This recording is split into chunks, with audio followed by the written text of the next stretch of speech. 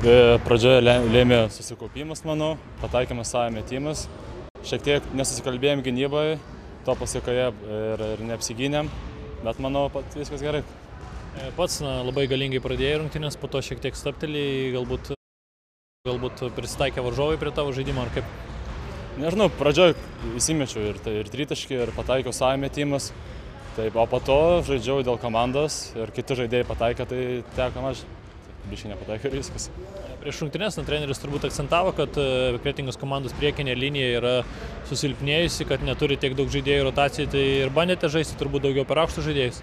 Neakcentavo treneris labai, kad aukštų žaidėm savo žaidimą, savo derinius, taisėm klaidas, kurias darėm vakar ir tiesiog ėjom ir žaidėm.